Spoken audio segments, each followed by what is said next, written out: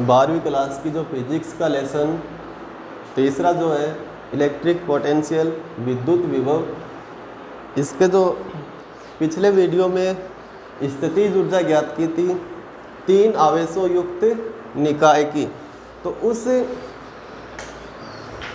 3 आवेशीय निकाय की जो स्थितिज ऊर्जा का जो सूत्र प्राप्त हुआ था वो कैसे अपन प्राप्त किया था। सब कार्य W1, W2, W3 इन तीनों कार्यों को क्या करना था, जोड़ना था। तो यहाँ पर अपन W1 की वैल्यू, तो W1 की वैल्यू कितनी है 0, W2 की वैल्यू कितनी है K Q1 Q2 upon R12 plus W3 की वैल्यू, ये 2 टर्म है तो ये यहाँ लिख दी और 0 उठा दिया यहाँ से। और ये कार्य ही क्या होगा, इस 3 आवेशीय निकाय की क्या होगी, स्थितिज ऊर्जा। ऐसे ही अपन 4 के लिए ज्ञात कर सकते हैं, 5 के लिए ज्ञात कर सकते हैं, सीधा सीधा सूत्र भी याद रख सकते हैं। जैसे अगर ये सूत्र आपको याद है 1 2 उसके बाद 1 3 या फिर ऐसे 1 2 2 3 बाद में क्या है 3 1, तो ये तो 3 के लिए। आप एक और मान लो जैसे 4 के लिए पढ़ना चाहो,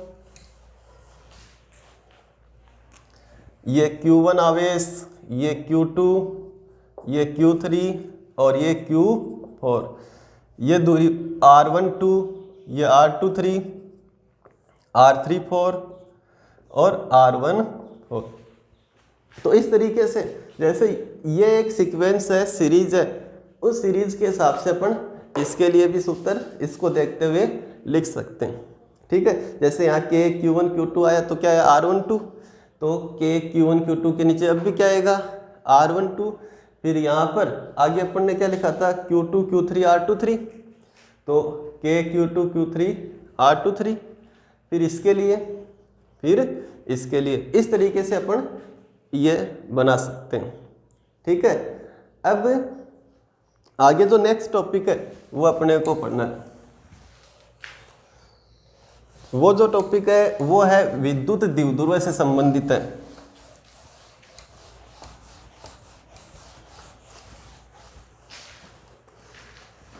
हालांकि सिलेबस में ये जो टॉपिक अपन पढ़ रहे हैं अभी, सबसे पहला टॉपिक वो पहले लेसन में है, लेकिन अब इसको अपन तीसरे में कर रहे हैं। ठीक है, क्योंकि इसी से रिलेटेड 2 टॉपिक है, वो किस में है, इस तीसरे लेसन में। तो उस टॉपिक का नाम है विद्युत द्विध्रुव पर कुल बल तथा बल आघूर्ण। कुल बल तथा बल आघूर्ण कब, जब वो किस में उपस्थित होता है, विद्युत क्षेत्र में उपस्थित होता है। ये विद्युत क्षेत्र है, समांतर रेखाएं विद्युत बल रेखाएं यहाँ पर है, तो कैसा विद्युत क्षेत्र हो गया, एक समान विद्युत क्षेत्र या समरूप विद्युत क्षेत्र। तो यहाँ पर लिख सकते हैं किस में उपस्थित है, एक समान विद्युत क्षेत्र में उपस्थित द्विध्रुव पर बल तथा बल आघूर्ण। जैसे मान लो ये कोई द्विध्रुव का आवेश है पहला -Q, ये उसका दूसरा आवेश +Q, और ये इनको मिलाने वाली रेखा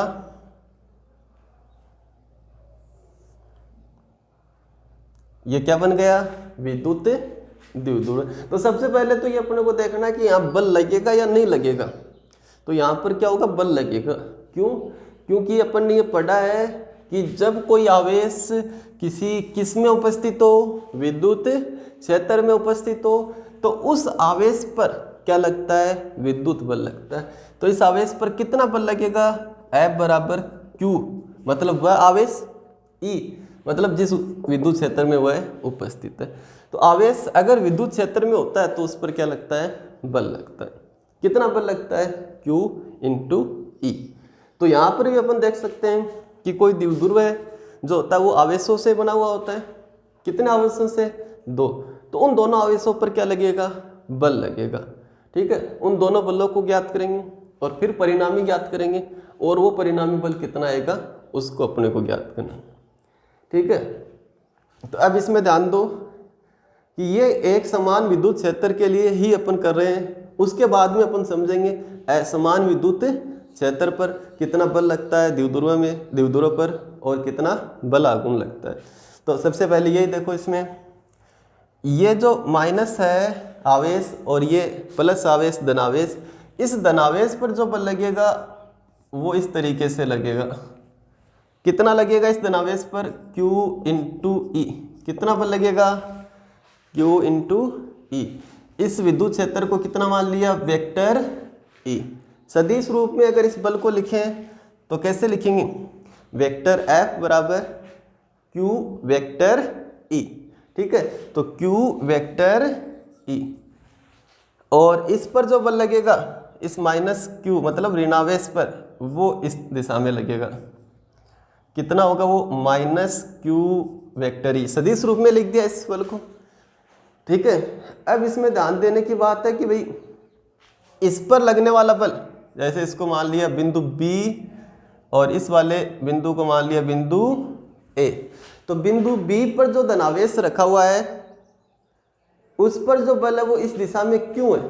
किस दिशा में? ये विद्युत क्षेत्र की दिशा में, और इसमें विद्युत क्षेत्र के विपरीत दिशा में। तो क्यों है ऐसा?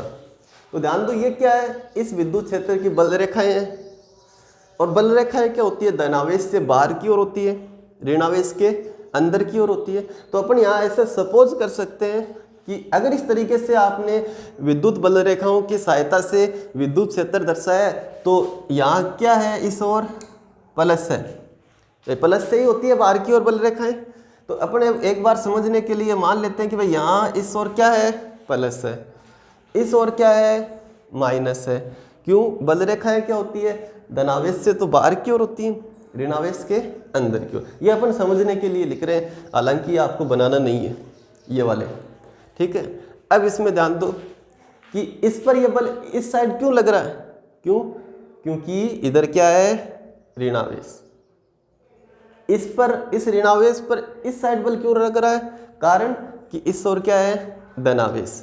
समझ में आया? तो अब ध्यान दो, ये आपको ऐसे सिर्फ समझना है, लिखना नहीं है इसमें ऐसे। ठीक है, आपको ये याद ही रखना है कि अगर विद्युत क्षेत्र में कोई धनावेश है तो वो विद्युत क्षेत्र की दिशा में गति करेगा, यानी उस पर बल किस दिशा में लगेगा? विद्युत क्षेत्र की दिशा में। और अगर कोई ऋणावेश है तो उस पर बल किस दिशा में लगेगा? विद्युत क्षेत्र के विपरीत दिशा में बल लगेगा। ठीक है, समझा दिया किस प्रकार से ये बल लगेगा। अब ध्यान दो, ज्ञात क्या करना? द्विध्रुव पर कुल बल। तो द्विध्रुव में जो दो आवेश थे दोनों पर बल ज्ञात कर लिया। तो अब क्या ज्ञात करना? द्विध्रुव पर परिणामी बल। तो द्विध्रुव पर या विद्युत द्विध्रुव, कौन सा द्विध्रुव है ये? विद्युत द्विध्रुव। आगे अपन चुंबकीय द्विध्रुव भी पढ़ते हैं, तो ये जरूरी होता है लिखना अपने को, विद्युत है या कौन सा है? चुंबकीय। तो विद्युत द्विध्रुव पर परिणामी बल क्या मान लिया इसको? F। कैसे ज्ञात करोगे? F1 प्लस से F2 से।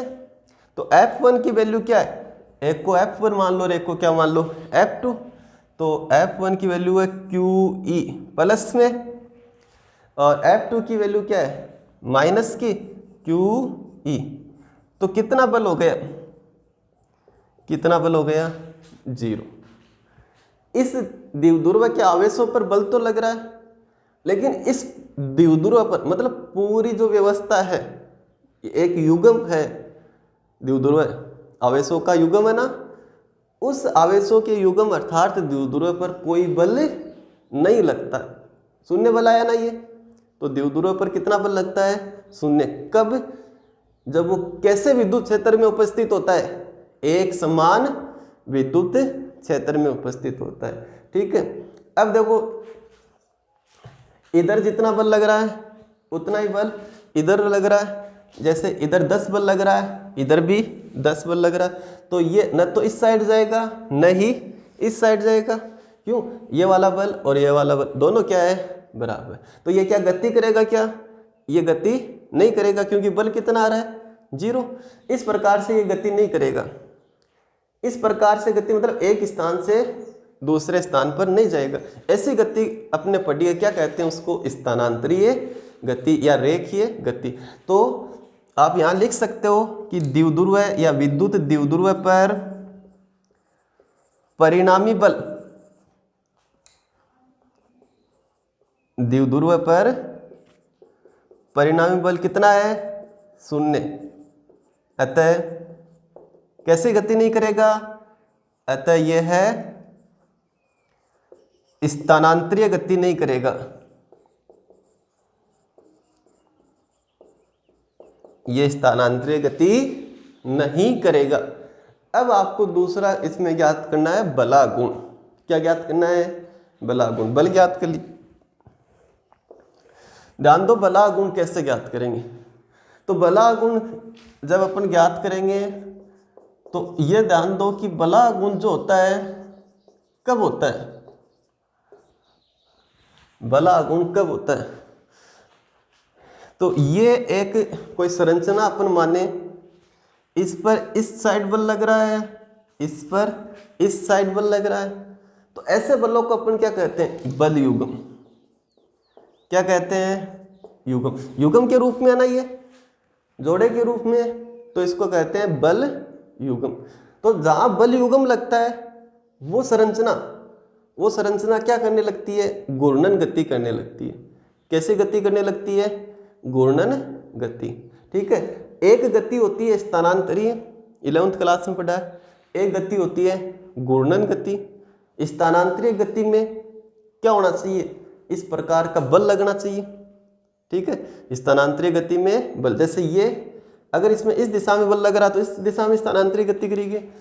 इस द्विध्रुव पर इस दिशा में बल लग रहा है तो इस दिशा में ये क्या करेगा, स्थानांतरीय गति करेगा। तो स्थानांतरीय गति के लिए तो क्या आवश्यक होता है, बल आवश्यक होता है। क्या आवश्यक होता है, बल। अगर अपने को घूर्णन करवाना इसको, ठीक है, तो इसके लिए अपने को क्या जरूरी होता है, बल युग्म होना जरूरी होता है। और बल युग्म से जिस राशि का निर्माण होता है उसको अपन बल नहीं कहते, उसको अपन कहते हैं बलागुण। क्या कहते हैं, बलागुण। तो बल से स्थानांतरीय गति और बलागुण से घूर्णन गति, ये अच्छे तरीके से आपका पढ़ा हुआ है। ठीक है। अब जो बलागुण है, जो उत्तरदायी होता है घूर्णन गति के लिए, वो अगर वो बलागुण यहाँ 0 है तो अपन क्या कह देंगे कि ये घूर्णन गति नहीं करेगा। अगर बलागुण 0 ना आकर के कोई मान आएगा तब अपन क्या कहेंगे, इसमें बलागुण लग रहा है। और बलागुण यदि लगता है तो ये कैसी गति करेगा, घूर्णन गति करेगा। तो वो चीज़ अपने को ज्ञात करनी है कि भाई बलागुण लग रहा है या नहीं लग रहा। ठीक है। तो बलागुण के लिए जो सूत्र होता है, बलागुण को अपन टो से प्रदर्शित करते हैं। टॉर्क किसको अपन बोलते हैं। ठीक है। तो टो बराबर हो गए, क्या सूत्र होता है बलागुण का, जैसे बल का सूत्र होता है ना, द्रव्यमान इंटू त्वरण, वो तो अपन पीछे 11वीं क्लास में पढ़ के आए थे गुरुत्वाकर्षण के चैप्टर में, द्रव्यमान इंटू त्वरण, F बराबर m में। लेकिन यहाँ कौन सा गुरुत्वीय बल तो नहीं पढ़ रहे, यहाँ कौन सा बल पढ़ रहे हैं अपन, यहाँ पढ़ रहे विद्युत बल। तो उस विद्युत बल का सूत्र क्या हो जाएगा, F बराबर Q इंटू ई। क्यों हो जाएगा, देखो ये m क्या है, द्रव्यमान। द्रव्यमान जैसी राशि विद्युत में क्या होती है, आवेश। भाई जो रोल द्रव्यमान निभाता था विद्युत में, वो रोल कौन निभाता है, आवेश। ठीक है। उसके बाद में ये क्या है, गुरुत्वीय त्वरण, जिसको अपन कह सकते हैं गुरुत्वीय क्षेत्र की तीव्रता। क्या कह सकते हैं, गुरुत्वीय क्षेत्र की तीव्रता। ये A या G, ठीक है, G होता तो गुरुत्वीय त्वरण हो जाता, G होता तो क्या हो जाता, गुरुत्वीय त्वरण। और इसी गुरुत्वीय त्वरण को अपन क्या कहते हैं, गुरुत्वीय क्षेत्र की तीव्रता। गुरुत्वीय क्षेत्र की तीव्रता, और इसकी जगह क्या आ जाएगी, विद्युत क्षेत्र की तीव्रता। तो ये ध्यान रखना कि ये जो लेसन है वो गुरुत्वाकर्षण से रिलेटेड है, उसी से अपन ये समझते हैं। तो F बराबर, जैसे mg होता है ना गुरुत्वाकर्षण बल, वैसे ही F बराबर क्या होता है, QE होता है। क्या होता है, F बराबर QE। अब ध्यान दो अब इसमें कि बलागुण, जो बलागुण होता है उसको अपन कैसे ज्ञात करते हैं। बलागुण को ज्ञात करते हैं बल इंटू बलों के बीच की लंबवत दूरी। ये बलागुण का सूत्र होता है, बल इंटू बलों के बीच की लंबवत दूरी। तो यहाँ लिखे अपन बल गुणा बलों के बीच की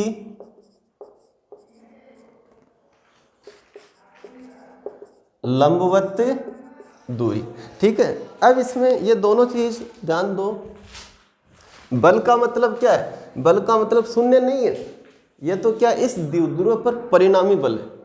ठीक है, बल का मतलब है कि ये जो बल युग्म है इनमें किसी एक बल का मान, जैसे ये QE था ना प्लस, दूसरा क्या था माइनस QE, तो QE ये ले लो चाहे ये ले लो, एक ही बात है। तो बल का परिमाण कितना हो गया? बल युग्म में किसी एक बल का परिमाण कितना हो गया? QE हो गया। कितना हो गया? QE। अब ज्ञात क्या करना है? बलों के बीच की लंबवत दूरी। अब वो दूरी कौन सी है? जैसे ये एक बल है, ये एक बल है, इसके बीच की दूरी लंबवत दूरी ये वाली नहीं।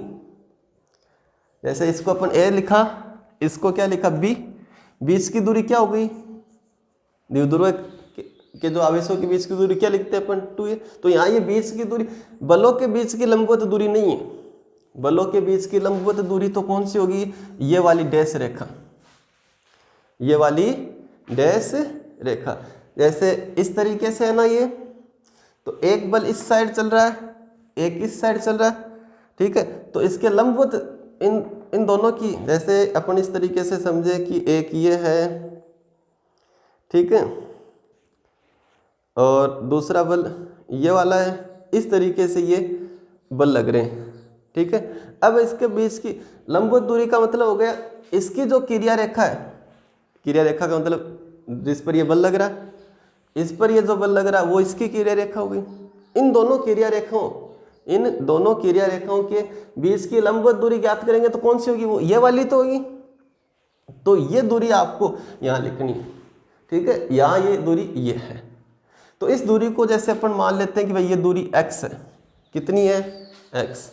और ये वाली दूरी और इस बिंदु को नाम दे दिया C। लंबवत है तो यहाँ कितना डिग्री कोण है? 90।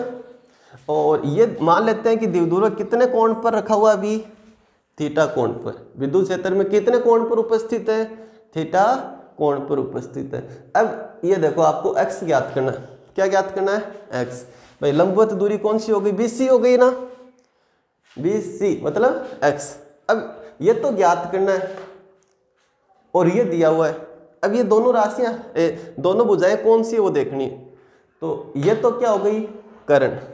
ये क्या हो गई? लंब।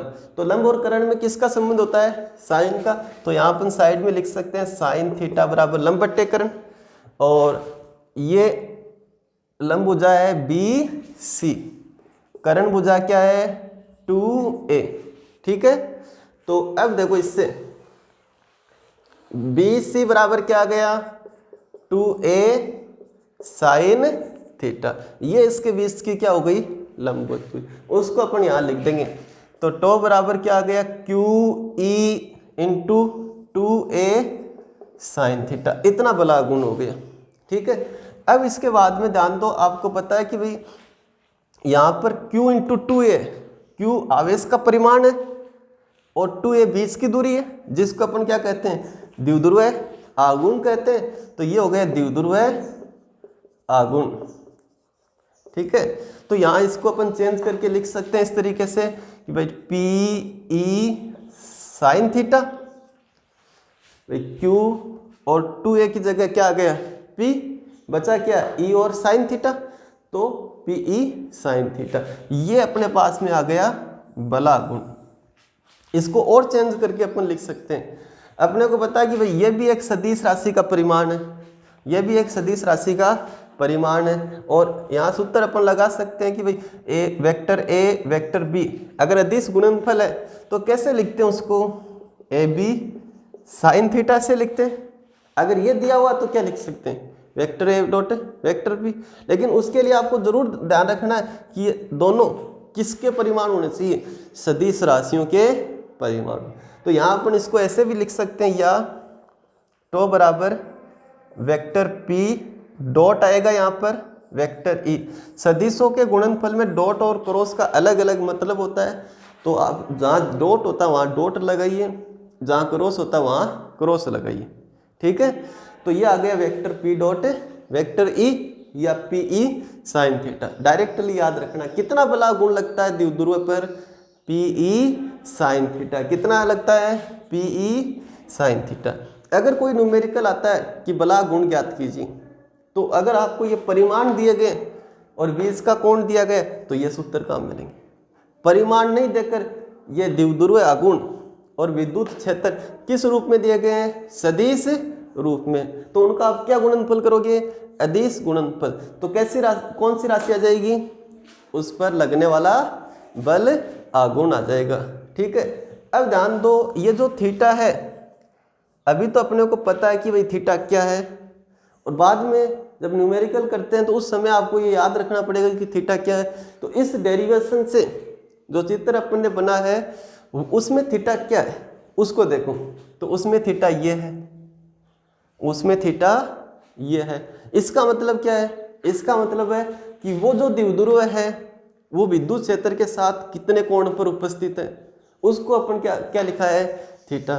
तो थीटा कौन सा कोण हो गया, थीटा कोण हो गया कि विद्युत द्विध्रुव है, विद्युत द्विध्रुव किस कोण से विद्युत क्षेत्र में उपस्थित है, विद्युत द्विध्रुव किस या कितने कोण पर विद्युत क्षेत्र में उपस्थित है, ठीक है।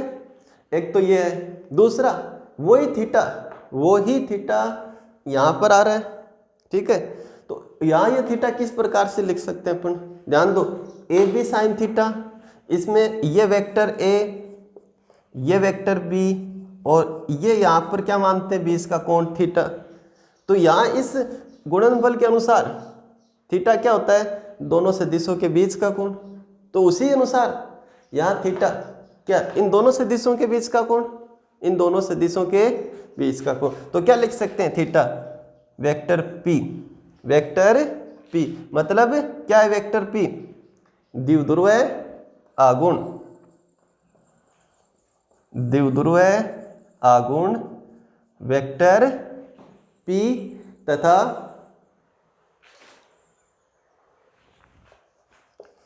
विद्युत क्षेत्र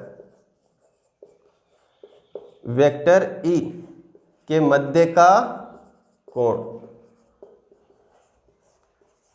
के मध्य का कोण, ठीक है। अब ध्यान दो, ये तो आपने यहाँ से इसकी जो थ्योरी होती है ये वाली अदिश गुणनफल की, उससे आपने लिखा है। यहाँ इसको यहाँ भी समझ लो कि वास्तविकता में ये थीटा वही है क्या जो अपन ने यहाँ लिखा है। तो ध्यान दो, आपको कौन कौन सी दिशाएं पता होनी चाहिए, वेक्टर पी की, वेक्टर ई की, किस किस की, वेक्टर पी की और वेक्टर ई की। तो ये ध्यान दो, ये तो हो गया वेक्टर पी की दिशा, ये दिशा तो किसकी है, वेक्टर पी की। द्विध्रुव आघूर्ण की दिशा होती है ऋणावेश से धनावेश की ओर, और ये किसकी दिशा है, ये किसकी दिशा है, वेक्टर ई की। तो ध्यान दो, अब थीटा कहाँ बन रहा है, वेक्टर ई की दिशा और वेक्टर पी की दिशा। तो वो सही लिखा अपन ने, ये जो लाइन है यहाँ से अपन ने लिखी थी ना, वो सही ही है। यानी थीटा को आप दो तरीके से समझ सकते हो। जब आप इस सूत्र में काम में लोगे न्यूमेरिकल के तौर पर, तब आपको ये वाले लाइन ध्यान में रखनी पड़ेगी कि वेक्टर पी और वेक्टर ई के बीच का कोण क्या है, यहाँ पर थीटा है। या फिर डायरेक्टली भी आप ऐसे ध्यान दे सकते हो कि जो द्विध्रुव है, जो द्विध्रुव है वो विद्युत क्षेत्र से कितने कोण पर उपस्थित है, उस कोण को अपन क्या कहते हैं, थीटा। अब इसके बाद में ध्यान दो, बल ज्ञात किया, परिणामी कितना आया, 0। बल के कारण गति होती है स्थानांतरीय गति, इसका मतलब बल 0 है तो ये द्विध्रुव है एक समान विद्युत क्षेत्र में क्या नहीं करता, स्थानांतरीय गति नहीं करता। जबकि बला गुण 0 आया क्या, बला गुण 0 नहीं आया। इसका मतलब बला गुण से कौन सी गति होती है, घूर्णन गति। तो ये कौन सी गति करने के लिए स्वतंत्र होता है, कौन सी गति करने के लिए स्वतंत्र होता है, घूर्णन गति करने के लिए ये स्वतंत्र होता है, ठीक है। मतलब ये किस प्रकार से, जैसे ये अभी ऐसे रखा हुआ ना, ये अभी ऐसे रखा हुआ है बल आघूर्ण के कारण, बल आघूर्ण के कारण। जैसे इस पर इस दिशा में बल लगेगा, इस पर इस दिशा में बल लगेगा, तो ये इस ऐसे आ जाएगा इस तरीके से। ये भाई गुणन गति तो कर ही सकता है, तो इस तरीके से गति करने के लिए क्या है, स्वतंत्र। भाई थोड़ी देर गति करता हुआ ये ऐसे इस तरीके से हो जाएगा, मतलब ये विद्युत क्षेत्र की दिशा में क्या हो जाएगा, संरेखित हो जाएगा, या संरेखित होने का क्या करेगा, ये प्रयास करेगा। उसकी वजह क्या, क्योंकि इस पर बलागुण लगता है, बलागुण की वजह से क्या होती है, घूर्णन गति होती है, और उसी की वजह से ये जो द्विध्रुव आघूर्ण है वो इस विद्युत क्षेत्र की दिशा में संरेखित होने का प्रयास करता है। जब तक कोई बाह्य बल नहीं लगेगा तब तक कुछ समय बाद में ये विद्युत क्षेत्र की दिशा में क्या हो जाएगा, संरेखित हो जाएगा। क्या हो जाएगा, ये संरेखित हो जाएगा। उसके बाद में आगे वाले टॉपिक में इसी से आगे अपन पढ़ेंगे, इसी से आगे अपन पढ़ेंगे कि अगर ये कुछ समय बाद में ऐसे संरेखित हो जाता है विद्युत क्षेत्र की दिशा में, तो अब अगर आपको जैसे इसको रखना यहीं पर है, रखना यहाँ पर है कि ये ऐसे ही रहे, ठीक है, जबकि ये हो जाता कैसे है, इस तरीके से, यहाँ से लाना कैसे, इसको घुमाकर यहाँ ऐसे लेके आना ना, तो क्या करना पड़ेगा अपने को, कार्य करना पड़ेगा। क्या करना पड़ेगा, कार्य। उस टॉपिक को अपन कैसे पढ़ते हैं कि विद्युत द्विध्रुव को क्या करने में, घुमाने में किया गया कार्य। कितना कार्य करना पड़ेगा, जब कोई विद्युत द्विध्रुव एक समान विद्युत क्षेत्र में उपस्थित होता है, ठीक है, तो वो इस तरीके से रहता है, इसको अपन कुछ डिग्री कोण से घुमाने पर कार्य करना पड़ेगा, और वो कितना कार्य करना पड़ेगा वो अपन इससे नेक्स्ट टॉपिक में पढ़ने वाले हैं, इससे नेक्स्ट टॉपिक में अपन पढ़ने वाले, ठीक है। तो आप यहाँ लिख सकते हो कि भाई बला गुण लगता है इसलिए ये घूर्णन गति करता है, और ये इसकी दिशा में क्या होने का प्रयास करता है, संरेखित होने का प्रयास करता है। लिख सकते हो यहाँ बला गुण की वजह से ये क्या होता है, किसकी दिशा में, विद्युत क्षेत्र की दिशा में संरेखित होने का प्रयास करता है, ठीक है। अब देखो आगे वाला टॉपिक स्टार्ट करने से पहले एक और अपन इसमें अलग से अगर पढ़े इसी से संबंधित, यहाँ तो अपन टॉपिक में लिखा था कि एक समान विद्युत क्षेत्र में ये द्विध्रुव उपस्थित है। सपोज करो एक समान विद्युत क्षेत्र नहीं है, कैसा है, असमान। जैसे ये इस तरीके से बल रेखा और ये बल रेखा ऐसे, तो ये बल रेखा ऐसे, ठीक है। तो ये क्या बल रेखा है, समांतर नहीं, समांतर बल रेखा है ये नहीं है, ठीक है, समांतर बल रेखाएं नहीं है। यहाँ तो ये क्या पास पास, यहाँ क्या ये दूर दूर, तो समांतर नहीं है। कैसा विद्युत क्षेत्र है, असमान विद्युत क्षेत्र। अब यहाँ कोई द्विध्रुव है ऐसे उपस्थित है, -q + q, ठीक है, -q + q। तो इस पर इस साइड बल लगेगा QE, इस पर इस साइड बल लगेगा QE माइनस का। तो ये अभी तक अपन ने सही नहीं लिखा, गलत लिखा है। क्यों, क्योंकि ये जो बल है सूत्र तो यही होगा, लेकिन इसमें E और इसमें E दोनों में समान लिख दिए अपन ने, जबकि ये ऐसा विद्युत क्षेत्र है कैसा, असमान, कहीं पर अलग है कुछ, कहीं पर कुछ अलग है। यहाँ बल रेखाएं पास पास है, ज़्यादा विद्युत क्षेत्र है, यहाँ बल रेखाएं दूर दूर है, कम विद्युत क्षेत्र है। तो इसको अपन जैसे E1 मान लिया और इसको क्या मान लिया, E2, भाई अलग अलग विद्युत क्षेत्र है। अब इनका कुल ज्ञात करो, तो QE1 - QE2 0 आएगा क्या, नहीं आएगा। भाई यहाँ E1 है, यहाँ E2 है, अलग अलग मान है। जैसे ये गुणा करने पर 10 आ रहा है, इसको गुणा करने पर कितना आ रहा है, 4, तो 10 - 4 कितना बच गया, 6, 10 - 4 6। इस 10 इस पर लग रहा है और 4 इस पर लग रहा है, तो टोटल बल कितना हो गया, 6, और वो 6 बल इस दिशा में होगा, भाई इसी दिशा में बचेगा वो। 10 कौन सी दिशा का है? इस दिशा का। तो वो गति करने लग जाएगा इस दिशा में। मतलब अगर द्विध्रुव किस दिशा में कैसे विद्युत क्षेत्र में होता है? असमान विद्युत क्षेत्र में होता है, तब उस पर परिणामी बल शून्य नहीं होता, मतलब उस पर बल लगता है, ठीक है। और उस बल की वजह से ये कैसी गति करेगा? स्थानांतरीय गति भी करेगा, और गुणन गति तो करेगा ही करेगा।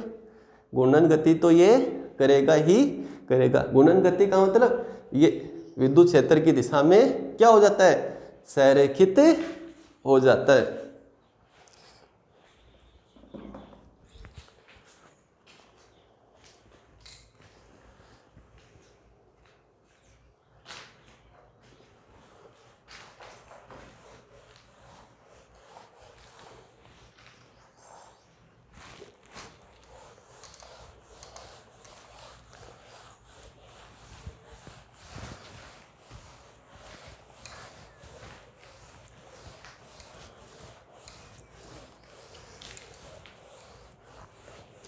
अब इसी टॉपिक के आगे एक दो लाइन और अपन पढ़ते हैं, जो अपन कहते हैं उसको स्पेशल कंडीशन या विशेष स्थितियां अपन जो है वो पढ़ते हैं। तो उसके बारे में थोड़ा ध्यान दो।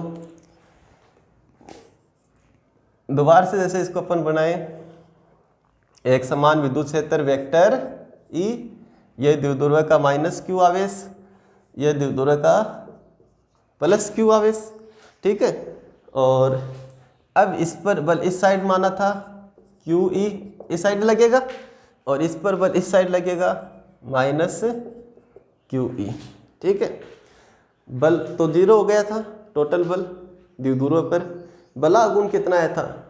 बला गुण टो बराबर आया था PE sin थीटा। और थीटा क्या? थीटा वो कोण है जिससे अपन बता सकते हैं कि विद्युत द्विध्रुव विद्युत क्षेत्र के साथ कितने डिग्री कोण पर उपस्थित है, कितने डिग्री कोण पर उपस्थित है। अब अपन यहाँ ये ज्ञात करना चाहेंगे कि जो बला गुण है कम कब होगा, मतलब मिनिमम कब होगा, अधिकतम कब होगा, वो किस पर निर्भर कर रहा है? थीटा के मान पर। किस पर निर्भर कर रहा है? थीटा के मान। तो अपन यहाँ विशेष स्थितियों में इसको पढ़ रहे हैं, उसी टॉपिक के साथ ऐड करके लिखना इसको, विशेष स्थितियां। पहली स्थिति अगर इसमें अपन पढ़ें तो पहली स्थिति में मान लो कि भाई थीटा कितना है? 0 डिग्री।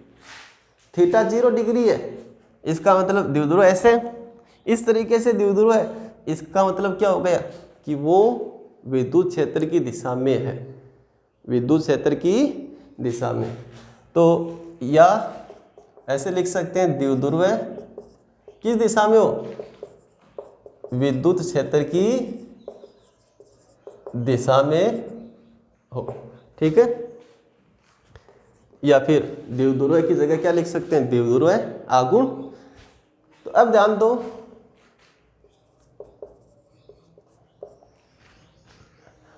बला आगुण कितना होगा वो ज्ञात करेंगे। तो टो बराबर PE sin 0। sin 0 का मान कितना होता है? sin 0 का मान 0, और ये कितना बला गुण हो गया? कितना बला गुण हो गया? 0। फिर से अब दूसरी स्थिति अपन पढ़े कि मान लो यदि थीटा कितना हो? 180 डिग्री हो, मतलब इस तरीके से हो, ठीक है। थीटा कितने डिग्री हो? 180। जब ऐसे होगा इस तरीके से तो माइनस और प्लस ऐसे द्विध्रुव। तो ये द्विध्रुव आगुण की दिशा हो गई, ये विद्युत क्षेत्र की दिशा हो गई। तो दोनों के बीच एक इस दिशा में एक इस दिशा में, दोनों के बीच कोण कितना हो गया? 180 डिग्री, 180 डिग्री। तो थीटा कितना हो? 180 डिग्री। तब देखो टो बराबर PE sin 180 डिग्री, और अब ये sin 180 का मान कितना होता है? sin 180 का मान कितना होता है? 0। आपको याद रखना है sin 180 0 होता है, cos 180 का मान कितना होता है? -1। तो ये कितना मान आ गया? 0। इस स्थिति में भी कोई बला गुण नहीं लग रहा, इस स्थिति में भी कोई बला गुण नहीं लग रहा, ठीक है। तो ये कैसी स्थिति हो गई, साम्य अवस्था की। कैसी स्थिति हो गई, साम्य। तो ये इस स्थिति को तो अपन बोलते हैं स्थायी साम्य अवस्था, स्थायी साम्य अवस्था। किस प्रकार से, ये माइनस क्यू, ये प्लस क्यू, ठीक है। इसको अपन किस तरीके से घुमाए, जैसे अभी ये ऐसे है ना, इस तरीके से अगर इसको घुमा दे, थीटा कितना आ जाएगा, 0 आ जाएगा। कितना आ जाएगा, 0, ठीक, थीटा 0। अब इसके बाद में थीटा 180 का मतलब माइनस वाला जो है वो इधर आ जाए, प्लस वाला इधर आ जाए, इस तरीके से। और ये इस तरीके से 180 डिग्री हो गया भाई। विद्युत क्षेत्र ये है, द्विध्रुव आघूर्ण माइनस से प्लस ये, ऐसे द्विध्रुव उपस्थित है और पहले वाली कंडीशन में ऐसे उपस्थित है।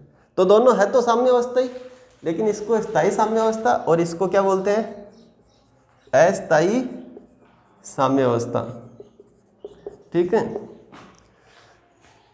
अब 3 नंबर कंडीशन, यदि थीटा कितना हो, 90 डिग्री हो, थीटा इक्वल टू कितना हो, 90 डिग्री, तो उस समय देखो बला गुण टो बराबर पीई साइन 90, और साइन 90 का मान कितना होगा 1, तो टो बराबर कितना हो जाएगा पीई।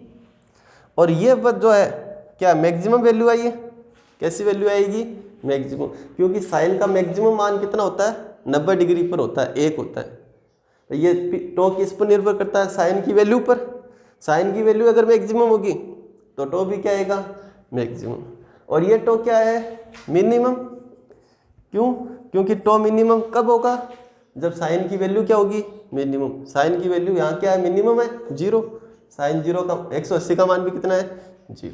तो ये टो मिनिमम जिसको अपन साम्य अवस्था बोलते हैं, और ये टो मैक्सिमम पी ई कितना आएगा, अधिकतम बला गुण कब लगेगा, जब थीटा कितना हो, 90 डिग्री।